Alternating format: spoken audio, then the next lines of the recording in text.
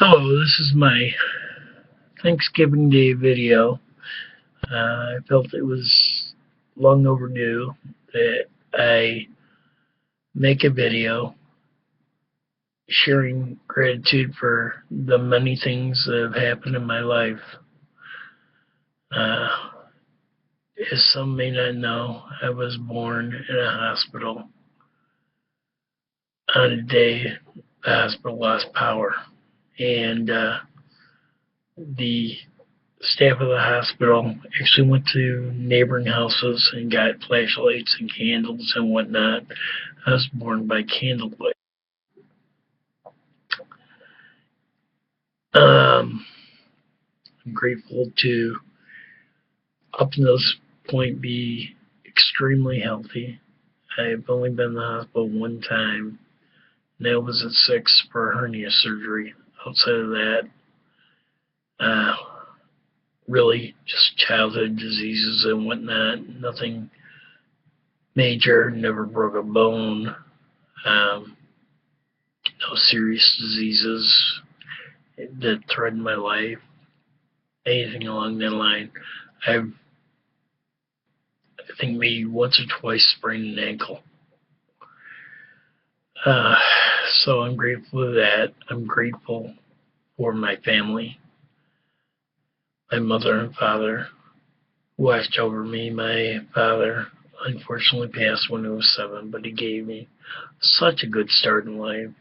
He encouraged my education, and sometimes I'm not sure how I know to pronounce words or whatnot.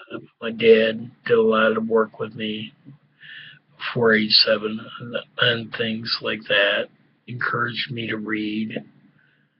Um, my mother, grateful for her, for all she's done for me since my dad passed. She provided a safe home, uh, roof over my head, fed us, never needed for any of the necessities in life. Um, at age 16, I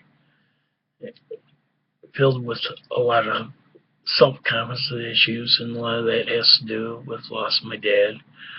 I tried out for the baseball team, and Coach Heaton uh, selected me to be on the baseball team, and we won a junior high championship. But more than that, uh, he was one of the first people to show me how to include people that may not feel like they're good enough. Coach Heaton did that with a lot of people, and tremendous, tremendous person.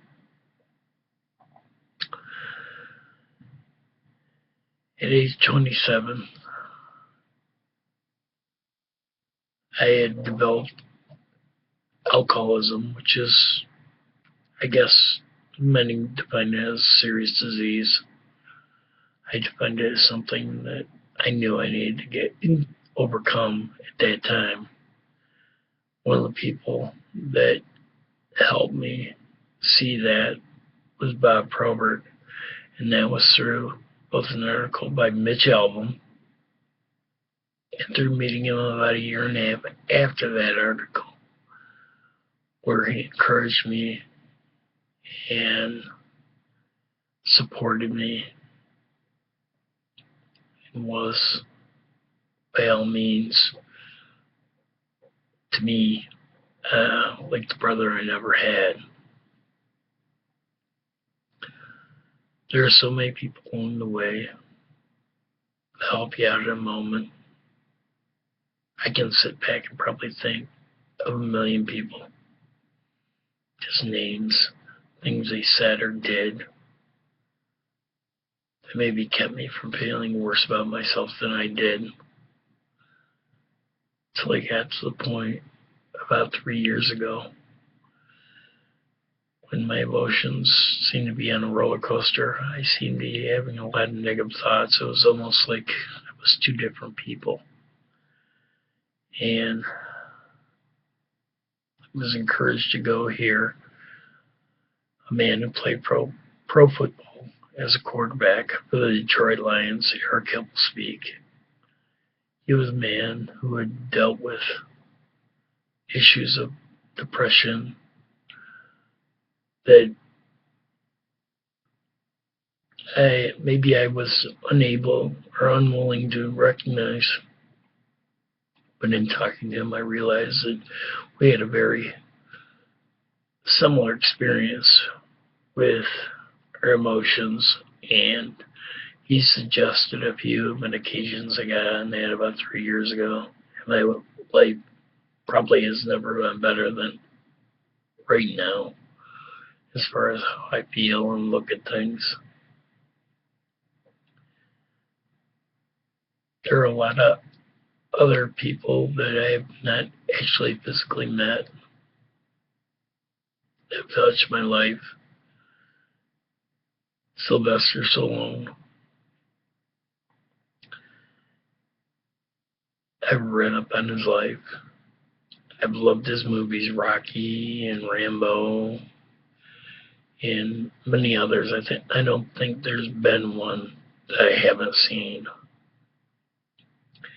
And his story, how he went from someone who was living in the streets to writing a movie based on the Wetner Ali fight and creating Rocky Balboa. The guy doesn't quit. When I quit drinking, that was someone I wanted to cling to help me get through my things. And a day like today makes me grateful and reflective of how much that's meant to me. How much I can't even put into words. I've watched the Rocky films so many times that there will be a tough moment in my own personal life will come up, and I'll remember a line, dialogue in a Rocky movie. It'll help me get through it. Early on, when I was dealing with all my issues with addiction in recovery, that and Bob Probert, the way he played the game of hockey, the way he stood up for people, that meant a lot to me. That was the kind of person I wanted to be. I wanted to be a stand-up guy. I wanted to shelter people who needed sheltering. I wanted to be a voice for people who need to be heard. And I'm working towards that. I now volunteer with a grief group, but I really want to do so much more. I'm grateful for Sylvester Stallone and Bob Probert, the two people that shape who I am, how I look at life, and how I refuse to give up. People even look at me, they hear about different difficulties I had growing up. How do you do it? It's like, there's choices. Stay in place, and move forward, and try and make something of it. Try and make lemonade out of the lemons. Today is a day to be reflective of all the things that positive that have gotten us to this point. There are so many things, so many people. People struggling. And there are people struggling to pay bills or struggling to stay in their housing. And they're maybe panicking or saying, I can't do this. I'm saying, stand tall, stand top, stand in there. Everything passes. Nothing is permanent. And God has ways of making things happen. In the end, what precious thing you thought you lost, there's something better around the corner. You just can't see it. We're not meant to see it. Blind faith in the good that is to come, and also having the faith to work with that kind of feeling, to work towards good. That's what keeps people going. That's what helps us get through each day. Life is hard. Life is difficult, and it will knock you down and keep you down. In the words of my friend Stallone, if you let it, don't let it. Don't give up. Keep fighting. There's always a way. Happy Thanksgiving. Find a way.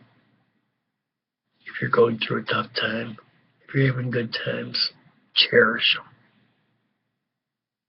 Nothing ever stays the same. All we have is memories. Hold on to the good.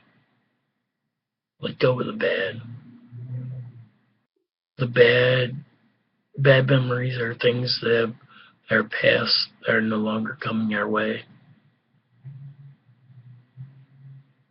God bless all of you.